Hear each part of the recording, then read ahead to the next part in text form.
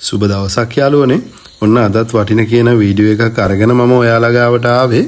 Video එකට යන්න කලින් මගේ channel එක subscribe කරලා නැත්නම් channel එක subscribe කරලා bell icon එකත් all දාගෙනම වීඩියෝ එකට යමු.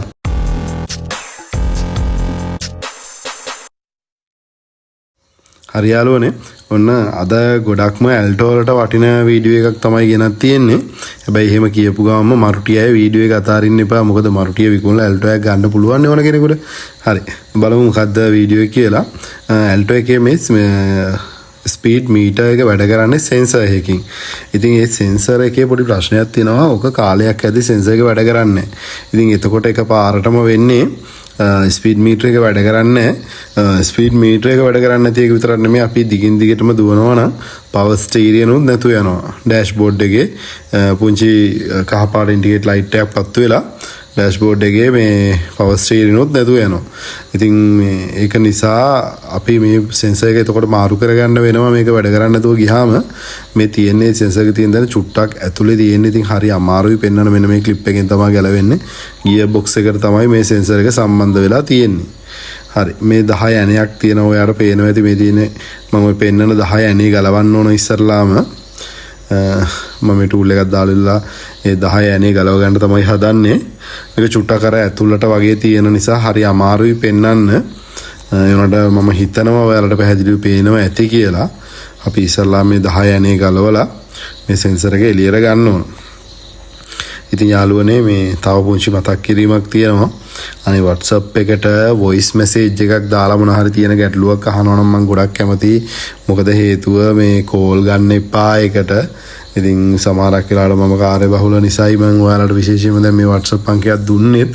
ඒත් සමහරක් අය කෝල් ගන්නවා දිගින් දිගටම. ඒක කරන්නේ නැත්තම් මම ගොඩක් කැමතියි. මොකද මේ හැමෝටම මට පුළුවන් විදිහට උදව් කරනවා. ඒ අතරට මේ ඔයාලගේ ප්‍රශ්නයක් තියෙනවා නම් මැසේජ් එකක් තියන්න කියලා තමයි ඉල්ලන්නේ. හරි දැන් මේ විදිහට 10 යන්නේ ගලවලා අපි මේ සෙන්සර් එක ගමු එළියට. මේ තියෙන්නේ සෙන්සර් එක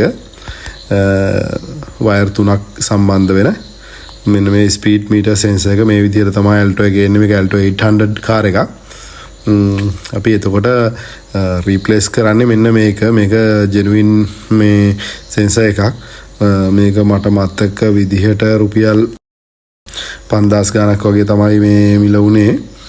ඉතින් අපි මේකේ සෙන්සර් එක ගද්දිත් අනිවාර්යයෙන්ම මේ තියෙන මොඩල් නම්බර එකටම බලලා ගන්න. මේ ඔයාගේ අර සෙන්සර් එක ගලවුවාම මේකේ තියෙන මොඩල් නම්බර එකටම බලලා ගන්න. මොකද මොඩල් නම්බර්ස් දෙකකින් සෙන්සර් එනවා ඇල්ටෝ එකට. ඒක නිසා ඒකයි අනිත් එක ටයිප් එක වෙනස් වෙනවා මේ එන විදිහ. ඉතින් ඒක නිසා හැමදෙස්සම ඔයාලගේ සෙන්සරේ විදිහ බලලා ඒ විදිහකම ගන්න මතක් කරලා. හරි මේ තියෙන්නේ අපි ගන්න අලුත් සෙන්සර් එක. මේක Suzuki genuine part එකක්. බොහෝ වෙලාවට මේ වගේ ඉලෙක්ට්‍රොනික අයිටම් දාද්දී ජෙනුයින් පාර්ට් එකක්ම දාගන්න පුළුවන් නම් හොඳයි. මොකද අනිත් ඒවාලා වැඩ කරන ක්‍රමය සමහරවිට සෙන්ස් වෙන විදිහ ස්පීඩ් එක වෙනස් වෙන ඒ වගේ ප්‍රශ්න එන්න පුළුවන්. ඉතින් ඒ වගේ ඒක නිසා මෙන්න මේ වගේ මේ ලේබල් එකක් ගහලා තිනවා ජෙනුයින් එකේ. ඒ වගේ එකක්ම බලලා ගන්න තිනවා නම් බොහෝ දුරට හොඳයි.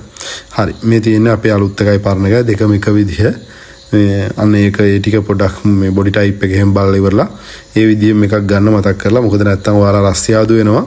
ඒ වගේම සමහරට ඔයාලගේ වැඩේ හරියට කෙරෙන්නේ නැති වෙන්නත් පුළුවන්. මොකද මීටර රීඩින් එක වෙනස් වෙන්න පුළුවන්. ඒක නිසා තමයි මම කීපුවා තාම මේක පැහැදිලි කරේ.